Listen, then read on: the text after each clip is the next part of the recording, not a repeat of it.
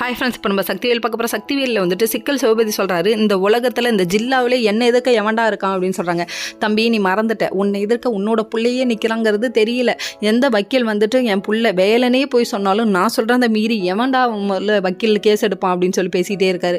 உனக்காகவே யாராவது எடுக்கணும்ப்பா, இந்த ஓவர் ஆட்டெல்லாம் இருக்கக்கூடாதுப்பா, ஆணவத்தில் மட்டும் ஆடக்கூடாதரா கண்ணா, ஒரு நாள் சரிக்கு விழுவாடா அப்படிங்கிற மாதிரி இருக்குது. அதுக்கப்புறம் சரி விடுங்க கிளம்புன காலத்தில் இவர் அப்படி தான் இருப்பார். இதுக்கப்புறம் இப்போ வர யூத்துக்கு வழி விட்டு நிற்கணும்ப்பா, ஏன்ப்பா இது உங்களுக்கு தோண மாட்டேங்குது, நம்ம வேலன் பார்த்தப்பாரு நினைக்கவே மாட்டேங்கிறாங்க. ஏன்னா வேலன் வந்து நீதி நேர்மை நியாயங்கிற பக்கம் கொஞ்சமாக நிற்பார், இவர் சுத்தமாக நிற்க மாட்டார் போல். சரி, இதெல்லாம் ஒரு பக்கம் இருந்தாலும் எலெக்ஷன் வரையும் உள்ளேயே வச்சிருக்கணும்னு இவர் பிளான் பண்ணிட்டு இருக்காரு. இன்னொரு பக்கம் இப்படியாவது மாமனார் வெளியே எடுத்துடணும்னு மாமனார் வீட்டுக்கு போய் எல்லாத்தையும் பேசிட்டு இருக்காங்க.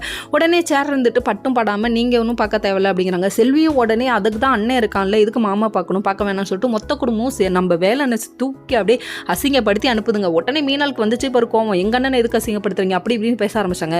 நம்ம செல்விக்கு புரியல, அதாவது இவங்க ரெண்டு பேரும் நல்லா இருக்கணுங்கிறதுக்காக இவங்க பண்ணுறாங்க. இதை வந்து மீனாளுக்கு புரியல. இன்னொரு பக்கம் வந்துட்டு ஏதோ மறைக்கிறாங்க அப்படின்னு சொல்லிட்டு செல்வியும் சேரனையும் கூட்டு போய் அதாவது கரெக்டாக கேட்டாங்க நம்ம சக்தி. கேட்டதுக்கெல்லாம் உண்மையை சொன்னதுக்கப்புறம் இவ்வளோ நடந்துச்சா, இதை வந்து கண்டிப்பாக வேலன்ட்ட சொல்லணும்னு நினைக்கிறாங்க. வேலன்ட்ட சொல்லாத உன் வாழ்க்கை போயிடும்னு அவங்க ஒரு பக்கத்து பயப்படுறாங்க. நம்ம வேலன் ஒரு பக்கம் இவங்க சொல்லனால நான் கண்டுபிடிச்சே ஆவேன்னு சொல்லிட்டு அதாவது நம்ம பிரகாஷோட ஃப்ரெண்ட்ஸ் எல்லாம் கூப்பிட்டு வச்சு அடிக்க போகிறாங்க. உடனே அடிக்காதீங்க உண்மையை சொல்கிறாங்க சொல்கிறா அப்படின்னு சொல்லிட்டு சொல்ல வராங்க. அதுக்குள்ளே முடிச்சிட்டாங்க.